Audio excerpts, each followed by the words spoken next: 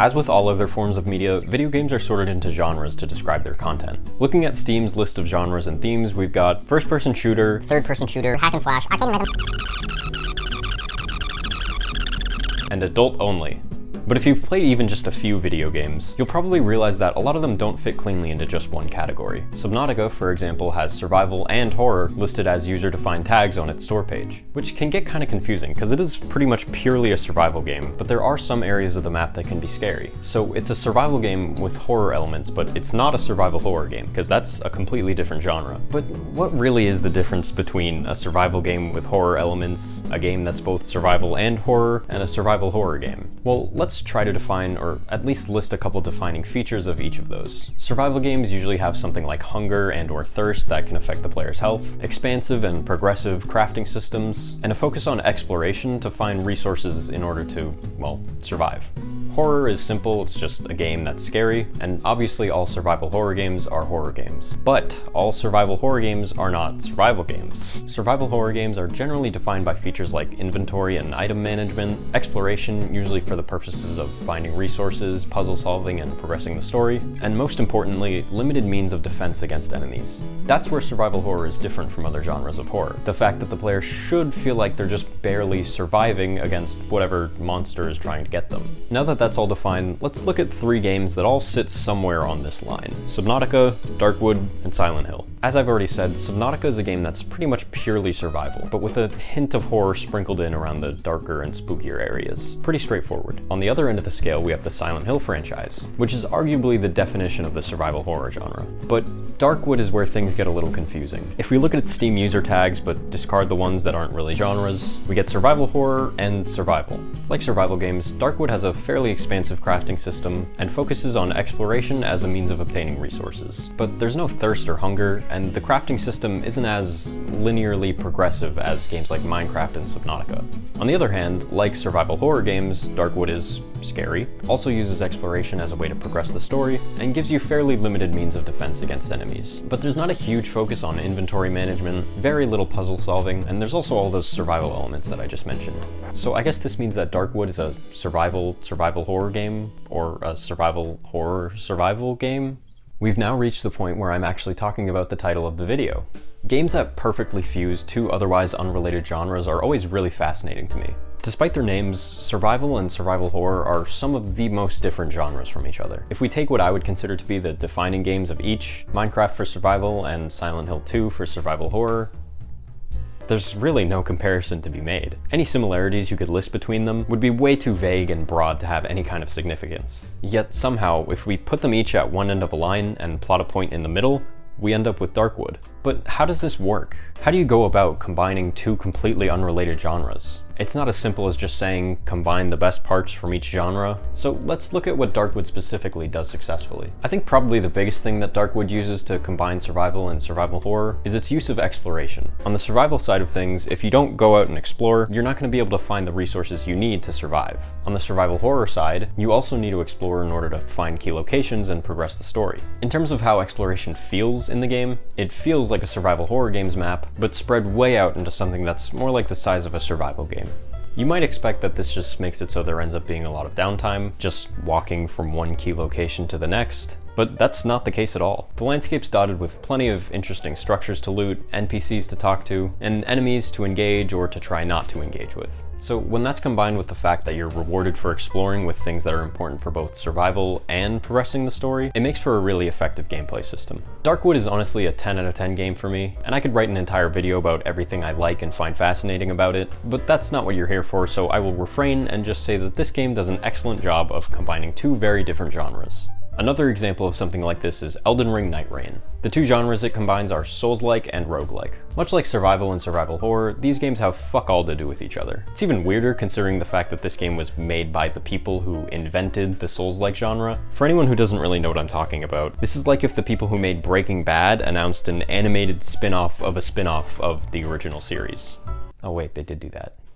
Well, this is like that if it actually turned out to be really good. Let's again look at some games and features that define these 2 genres. I'm gonna get crucified for this, but I have not yet actually played the original 3 Dark Souls, which obviously the term Souls-like comes from, but I have played a lot of Elden Ring Nightrein, Bloodborne, and Another Crab's Treasure. so probably Dark Souls 3 is the modern defining game of the Souls-like genre. Anyways, in my opinion, the main defining feature of Souls-likes is progression that's almost exclusively measured through beating bosses. There are some smaller things like occasional key items and side quests, but when you're telling a friend where you are in a Souls-like game, you tell them either the most recent boss you beat or the one you're currently stuck on.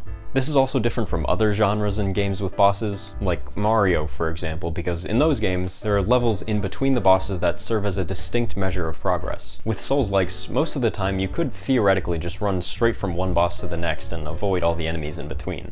Again, aside from occasional side quests and key item requirements, there's really nothing halting your progress in between boss fights. So that was kind of a long explanation, but that's the big thing that defines Souls-like games. Some smaller but also important things are combat that involves dodge rolling and using different weapon classes, and RPG elements that allow the player to build their character to be proficient in certain weapon classes. Roguelikes, like Souls-likes, are named after a specific game, Rogue.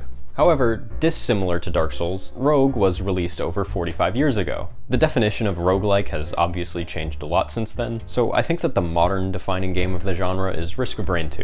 Honorable mention to the Binding of Isaac. I know a lot of people would probably put that over Risk of Rain, but I haven't played it. Anyways, probably the most important part of a roguelike game is scaling. The progression of roguelike games generally involves getting items that make you stronger or more effective at defeating enemies. The more items you get, the stronger you get, which allows you to get more items. But the enemies also get stronger. So the sort of low-level goal is pretty much just to outscale your enemies by fighting effectively and choosing better items when you have a chance to. Alongside that, as something that's really important, is the concept of runs. You don't really just play a roguelike from start to finish like you would, say, Dark Souls. In your first run of a roguelike, you're probably going to end up losing pretty quickly before you make much progress, and you'll likely have to restart from the beginning. But in most runs that you do, you'll usually unlock some form of meta progression, which is something that'll make you stronger or more likely to get better items in your future runs. So I'd mainly define roguelikes with their progression through scaling and their meta progression outside of normal gameplay, which you may notice isn't even remotely similar to Souls-like's progression through beating bosses and focus on combat mechanics. So how does Elden Ring Nightrein balance both? The biggest similarities between base Elden Ring and Nightrein is the combat and the progression through fighting bosses. There is also progression through scaling, but it works a little differently for most roguelikes in order to fit in with the Souls-like elements of the game. In most roguelikes, the scaling is either mostly or completely out of the player's control, and that's not really the case in Nightrein. Rather than the scaling just making all enemies stronger over time, certain bosses in certain locations are stronger than other bosses in other locations. Once a player learns how the maps work, they'll know how hard a boss will be and whether or not it'll be worth it to fight it. This also makes routing an even more important aspect than it would be in other roguelikes. If you just run around randomly trying to fight whatever bosses you can and pick up whatever items you can, you're probably not going to make it to the final night boss. Nightrein forces you to come up with a plan, which is something that a lot of roguelikes don't really do. Alright, that was a lot of very specific explanation on two very specific games. So let's really quickly just speed run through a couple other good examples. Doki Doki Literature Club is an absolute classic, a psychological horror game disguised as an anime dating sim. I played Borderlands 2 once, like 5 years ago, and have since been told that the Borderlands franchise basically invented a genre, a looter shooter, which combines a first-person shooter with an open-world RPG. And the first game that made me really interested in this idea of combining genres is Muck, which was made with the specific intent of combining a roguelike game with a survival game. There are also loads of games that aren't full mixes of genres, but definitely have aspects of multiple. Ark Survival Evolved and Valheim are pretty squarely survival games, but have RPG elements like leveling up and allocating stat points. In fact, a shitload of games have RPG elements like this. Darkwood, the survival horror game from earlier, also has RPG elements. You can effectively level up and allocate points into certain abilities. There's also pretty much the entire Souls-like genre, which has RPG elements as a massive part of its games. There's one last thing to talk about when it comes to combining genres, which is probably the most confusing genre I've ever heard of, immersive simulations or ImSims. Summarizing this Reddit comment written by someone who sounds like they know what they're talking about, an ImSim is a first-person shooter, stealth, adventure RPG hybrid with story and dialogue choices and environmental storytelling and a focus on player agency and emergent gameplay in a reactive world.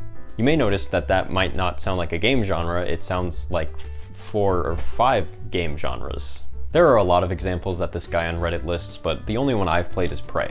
and Prey does in fact fit this description perfectly. It's an FPS, stealth, RPG, blah blah blah hybrid. But this game being a hybrid of 4 different genres isn't as crazy as it sounds. A first-person shooter is really just a game that involves guns and a specific control scheme. Stealth is just the game having a stealth system. Adventure game doesn't really mean anything in a modern context. And as I said before, plenty of games have RPG elements. I think the main focus of ImSims is the idea of player agency and emergent gameplay. The player should feel like there's plenty of different ways to do something, and they get to choose how they want to do it. It should make them feel smart for trying something that probably wouldn't work in another game. A good example of this is in Prey with a lot of the security checkpoints. If you put enough points into hacking skills, you can hack the door and let yourself in. If you don't have that, but you've put points into the mimic ability, you can mimic into a cup or something and slide yourself through the little window in the front. And this kind of approach should be applied to pretty much everything in the game. So ImSims are cool, but what if we took it a step further? Because like I said, the 4 genres that it combines aren't really ones that would seem that incompatible with each other. Again, stealth and RPG can be applied to really any game, and adventure doesn't mean anything. So let's throw in a complete fucking curveball and add a roguelike DLC called Prey Mooncrash. In my opinion, Mooncrash is the perfect blend between an ImSim and a roguelike. So let's go over how it manages that. First of all, like most roguelikes, enemies get stronger over time, and items and the state of the map is different between every run. Pretty standard, but its ImSim mechanics are what make it interesting. There are 5 different characters you can play as, but the goal of the game is to escape the moon with all 5 characters in 5 consecutive runs. And the scaling and the game state are persistent between those 5 runs until you manually reset it. So basically, if you play as your first character and grab a bunch of useful items and weapons and then escape, those items and weapons won't be available for the rest of your 5 consecutive runs with the different characters. This makes the game feel much more meta between runs, and like Nightrein puts a lot more emphasis on routing, because you'll know if you picked an area clean as a certain character, it probably won't be worth going back there as the next one. Mooncrash is amazing except for one ginormous fucking flaw, which is quite possibly the biggest fumble of any developer of any game I've ever played, and that is the fact that once you beat the DLC and escape the moon with all 5 different characters, you just can't play it anymore. After escaping with all 5 characters, you get put into a little meta ending gameplay sequence glorified cutscene thing, and the game just saves there. So the next time you load back into Mooncrash to, you know, play the DLC that you paid $20 for, you're just loaded back into that same ending cutscene. And the only way to get back into the actual game is to delete your save. That's completely unrelated to the video, but it's just fucking insane. Like, it completely baffles me. I don't know. I don't understand. Anyways, at the end of the day, these genres are just labels. And much like a lot of other kinds of labels, they're more for the sake of societal convenience than actually saying anything meaningful about the things that they're representing. I think a good way of looking at it is that the genres don't define the games define the genres. Minecraft, for example, is, you know, the most popular game of all time, and is described as a survival sandbox game. So any other survival game, survival sandbox game, or game with survival or sandbox elements is going to be compared to Minecraft as the definition of the genre. And this can be a real problem sometimes. Games like Darkwood and Nightrein wouldn't exist if developers made all their decisions with the intent of complying with arbitrary labels about what their game should and shouldn't be like. A survival game doesn't have to be like Minecraft in order to be a good game. So I don't think genres should even come into the question when we're analyzing or reviewing video games. So that's it. Like and subscribe if you enjoyed, and thank you for watching.